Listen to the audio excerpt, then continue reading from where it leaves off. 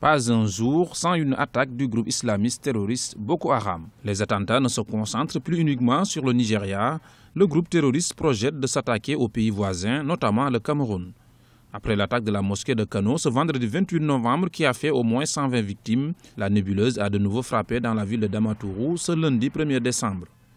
Une série d'attaques destinées à déstabiliser l'organisation du scrutin présidentiel prévu en février 2015. Au-delà des ambitions idéologiques de Boko Haram, cette nébuleuse a aussi des ambitions politiques très affirmées.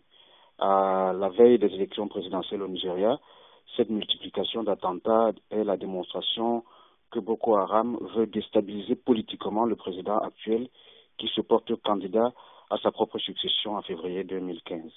Donc sur ce plan, on peut bien voir que Boko Haram ne compte pas baisser le ton ni la manœuvre militaire qu'il a mise en place depuis plusieurs années maintenant. Pour les experts, la bataille de l'information serait capitale pour remporter le combat contre la secte islamiste. Mais pas seulement, car il faudrait également harmoniser les stratégies de défense de la sous-région. Pour arriver à mettre à bout Boko Haram, il faut absolument une coordination régionale.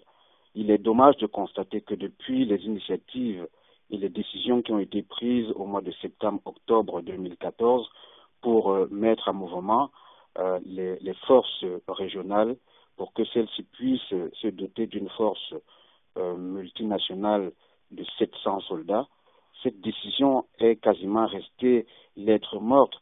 On a peut-être pu constater entre-temps l'organisation des séminaires des officiers supérieurs, des officiers généraux des armées des différents pays de la commission du bassin du lac Tchad, mais sur le plan matériel, on n'observe pas sur le terrain cette capacité de mutualiser les efforts des différents pays. Le plan d'action adopté le 17 mai 2014 lors du sommet en France pour la sécurité s'inscrit dans la logique du sommet de la commission du bassin du lac Tchad de 2012, des rencontres qui semblent pour l'heure ne pas encore avoir réussi à porter leurs fruits. En 5 ans d'existence, le groupe islamiste Boko Haram a causé la mort de plus de 10 000 personnes au Nigeria.